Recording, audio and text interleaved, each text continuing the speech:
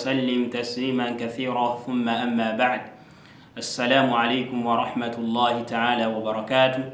نتوجينا ما سنيم سمو جفة إجا تجويد القرآن الكريم nga tutunulira omusomo gwaffe omunyuvu ennyo gwa tafkhim ne tarqiq, ennyukuta ezigejja n'ennyukuta ezitoniwa mu Qur'ani ey'ekitiibwa.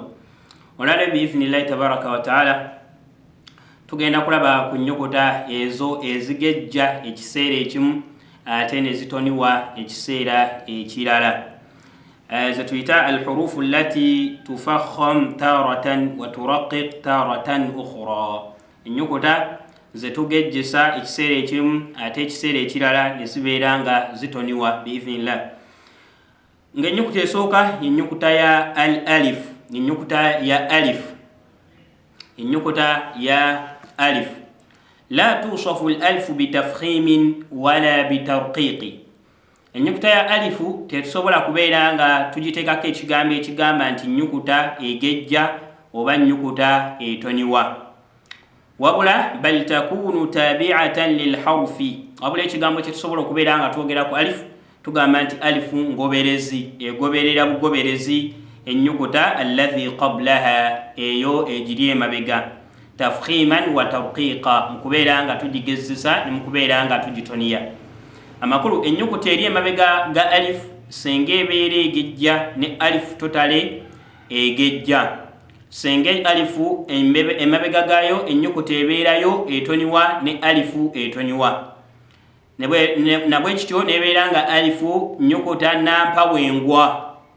Bwe wajja nga emabega gayo waliyo ennyukuta egejja egejja, bwe wajja nga emabega gayo waliyo ennyukuta etoniwa etoniwa. Bwetyo alifu bwejja etambula. Fatufakhimu ba'da almufakham, yo egejja luvannyuma lwa kukola ki? Lwa nnyukuta eriyo emabega gayo nti egejja. Oba ntegereka? N'akalala kenjija mbagamba mu misomo gyaffe ntera nnyo bagamba nti alifu teyitibwa alifu okuleka nga ewangaaza. Abamu bwe tulaba bwa hamza bwe tusoma alhamdu al ne tugiyita alifu olw'okuba nti eri mu kifaananyi kya alifu, eyo ebeera hamza. Buli nnyukuta gye twatula nti a, i, u ebeera hamza. Ntera nnyo okubajjukiza akantu ako. Wabula eyitibwa alifu yeyekola ki? Ewanvya gye tusoma nti o, ko, o, eri eddoboozi. Kifaananyi n'obufulumira obwawukana ti hamza eva eno ddooka ligitandikira ate alifu evaawa mu jawufu, mwaganya oba ekituli ekibangiriza ekiri mu ddooka liri muki ne mu kamwa. Ne bwe kityo ne zibeera nga nnyukuta za njawulo. Olaba zawula n'obufulumiro kitegeeza nti za njawulo. Nabwe kityo alifu ewanvya buwanvya, oba ntegereka? So egejja senga emabega gayo waliyo ennyukuta egejja, oba ntegereka? Ekyokulabirako kholidin, kho ola alifu. Omuntu tagamba khwa, khwalidin, khwa nga bandi betuwulira nga basoma bwe bati, si bwe kiri? Khwa agejja bulungi, agejjesa bulungi kho, ate alifu yo nakola ki? N'agitoniya. Kikyamu ni alifu egoberera ki? Egoberera kho weri ntuma kholidin, kho ne bigejja byombi, qaimin, qaimin, wal qaimin, toka wal qa na kizibu. Twekalubiriza okusoma Qur'ani tulowooza nti tusoma bituufu so nga tusoma na bikyamu. Wala ddallin, olyaga wala dda wasooka agejjesa ddali bulungi, ate okuwanvya kuno kwajja awanvya n'abivaako n'atoniya alifu. Wala dda, tembawulira wala dda kikyamu, ekituufu wala dda. Omantegeka tulina okwegendereza. Yuraun Allahu, omantegereka? Nabwe kityo alifu buli bw'ogisiŋŋaana ng'emabega gayo waliyo ennyukuta egejja, alifu eyo kole ki? Naye egejje. Wabula senga alifu ejja ng'ewanvya, senga emabega gayo ennyukuta eri emabega gayo ebeera nnyukuta nga muraqqaq ng'etoniwa, ne alifu tukola ki? Tugiraqqaqa, tugitoniya. Nogamba al-alamin, oyikizo siŋŋaana oli ng'agamba al-alamin oba al-awa na kizibu nasooka atoniya ate n'agezza alifu al-ao, kizibu by the way. so erina kutoniwa alalamin amanna lillah buli wosiŋŋaana nga emabega ga alif waliyo ennyukuta etoniwa ne alifu ekola ki etoniwa nabwekyo yeyo ennyukuta esookera ddala mu nnyukuta nampawengwa eziyina embeera ebbiri oluusi nga zitoniwa oluusi nga zikola ki zigejja ye alifu yesooka egejja ddi singa emabega gaayo wabeerayo ennyukuta egejja etoniwa ddi singa emabega gaayo wabeerayo ennyukuta etoniwa ennyukuta ey'okubiri yennyukuta ya lam allam abawarabu tufakhimu alarabu allama biijmaci min lafuzi aljalala abawarabu bonna abeegattira ku nsonga egamba nti bagejjesa laamu mu linnya ly'owekitiibwa allah abawarabu bagejjesa laamu mu linnya ly'owekitiibwa allahu subhanahu wa taala ye yali enjogera yaabwe era wesiŋŋaana omuwarabu ng'agamba wallahi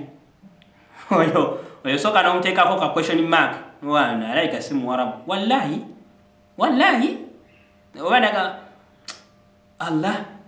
allah natoniya erinnya lya allah niwabeeranga si muyivu ekyo kiri mu mbeera yaabwe kiri muki mu urufu yaabwe mukega bakimanya nti erinnya lya allah likola ki ligejja kuba lisaana okugejjebwa yes allah munene wamaanyi so bamugejjesa erinnya lya allah baligejjesa allah naye bishart with the condition n'akalombolombo baligejjesa ddi si buli wabasiŋŋaanye nti ligejja idha waqa'at ba'da fathin aw dhammin senga emabega gaayo g'erinnya ly'owekitiibwa allah wabeerayo fatha oba dhamma ekyokulabirako allah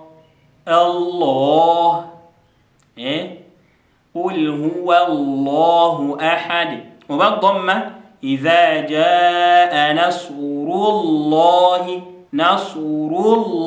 ru emabega waliyo ki dhamma so erinnya lya allah likola ki ligejja nasrullahi walfath mu suratu idha jaa oba suratu nasri ebintu ebyo byombi byajja mu suura eyo idha jaa nasrullah emabega waliyo dhamma erinnya lya allah likola ki ligejja oba ntegereka tayib ate mu suratu kul wallahu ahad kyenjogedde nti byajja mbadde njogera n'okutoniya nti fi dinillah fasabbih bihamdi rabbika wastaghfirhu qul huwa allahu ahad emabega waliyo fatiha ligejja nabwekityo erinnya ly'owekitiibwa allah senga emabega gaalyo wabeerayo fatiha oba dhamma likola ki abarabu baligejjesa qul sadaqa allah yubayyinu allahu lakum allahu nuru samawati wal ard ate abawarabu ne batoniya erinnya ly'owekitiibwa allah wataraqiquha idha waqa'at ba'da alkasri ne babeeranga erinnya ly'owekitiibwa allah balitoniya senga emabega gaayo wabeerayo kasra asliyun kasra eyo nga yakikolo eitha yakikolo aw aridun oba yaki si yakikolo ekyo si kikulu amakulu emabega gonna wosiŋŋaanira kasira nga kasira eyo olugivaako ennyukuta eyo eriko kasira olugivaako ozaako linnya ly'owekitiibwa allah oteekeddwa okubeera nga olitoniya nosoma otya bisimillah audhu billah fi dinillah yarfa'illahu wahakadha bantegereka tayib kiba kyabulabe nnyo okugamba fi dini allah alhamdulillah bismillah audhu billah nabwekityo kasira esobola okubeera nga si yakikolo kati ezo tubadde twogera ku kasira ey'ekikolo fi dinillah kasira ey'ekikolo yegyesoma nga nyimirira oba ngiyimiriddeko nga ngenda giyunga ngisoma bwemba ngitandikirako ngisoma ekasira ey'ekikolo ngisomera mu mbeera zonna nga ngenda kuyunga ngisoma nga ngenda gitandikirako ngisoma then wabeerawo kasira ezitali za kikolo nga yo ogenda gyeyambisa bweyambisa senga oba ogenda kutandikira ogenda gitandikirako nga bonagala ihdina kasira gyoteeka ku hamzatul wasl si ya kikolo ogyeyambisa bweyambisa n'ogiteeka ki ku hamza eyo oba ntegereka olw'ensonga nti oba ogenda yunga togenda gisoma oba ntegereka. So kasira etasomwa senga oba ogenda yunga ebeera ki? Ebeera ndwadde, tetugiyita ya aslu.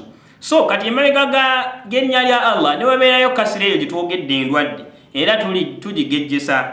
Ekyokulabirako senga omuntu ayagadde okuyunga aya ebbiri ezisooka, aya eyokubiri aya esooka n'eyokubiri mu surati al-Ikhlas, na qul huwa Allahu ahadunillahu samad. Ahaduni wala ahadunillahu nillahu kuba tuba tuyunga ebigambo ebyo qul huwa Allahu ahadun Allahu samad, twagala obiyunga tugamba qul huwa Allahu ahadunillahu kuba sukunu biri sinkanye ahadun ahadun kuliko dali yaki eriko tanwin yaki ya sukun. Ate ayeddako etandika n'erinnya lya Allah eritandika ne sukun Allah, eyo hamzatul wasli ya sukun Allah waliwo sukun. Katwaga tubiyunge tuyunga tutya? Tukola tutya? Tuddira sukunu eno esooka kwa sukunu bbiri wesisinkana mu bigambo bibiri tetukkirizibwa zisoma. Abawarabu tebakikola, tebazisoma.